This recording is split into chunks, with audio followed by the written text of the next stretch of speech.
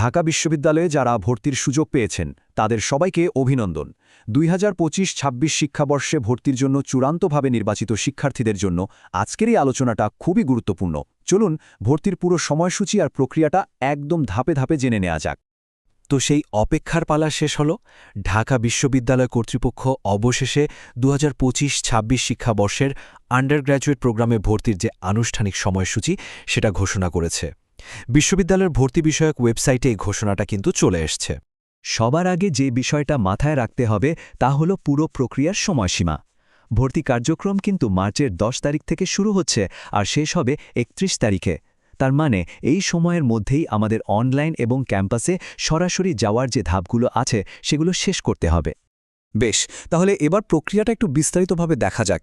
ভর্তির প্রথম এবং বলা যায় সবচেয়ে গুরুত্বপূর্ণ অংশটাই হলো অনলাইন কার্যক্রম, যেটা ঘরে বসেই খুব সহজে করে ফেলা যাবে। এই টাইমলাইনটা কিন্তু খুব ভালোভাবে খেয়াল করতে হবে। দেখুন, 10ই মার্চ অনলাইন প্রক্রিয়া শুরু হচ্ছে।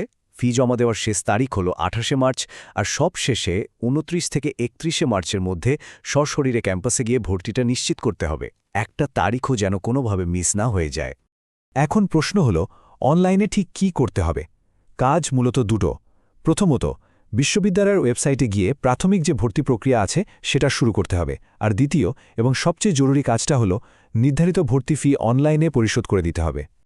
আবারও বলছি, সবথেকে গুরুত্বপূর্ণ তারিখগুলোর মধ্যে একটা হলো এই 28শে মার্চ। এটা অনলাইনে ভর্তি ফি জমা দেওয়ার একদম শেষ দিন। মনে রাখতে হবে, এই সময়ের মধ্যে ফি জমা দেওয়া না হলে কিন্তু ভর্তির সুযোগটা হাতছাড়া হয়ে যেতে পারে। তাই সবচেয়ে ভালো হয় তারিখটা এখনই ক্যালেন্ডারে মার্ক করে রাখা। আচ্ছা, অনলাইনের কাজ শেষ হলেই কিন্তু ভর্তি প্রক্রিয়া শেষ হয়ে যাচ্ছে না। এরপর আসছে সরাসরি উপস্থিতির পর্ব, মানে এবার ক্যাম্পাসে গিয়ে ভর্তির বাকি যে আনুষ্ঠানিকতাগুলো আছে সেগুলো সারতে হবে। অনলাইনে ফি জমা দেওয়া হয়ে গেলে দুটো জায়গায় যেতে হবে।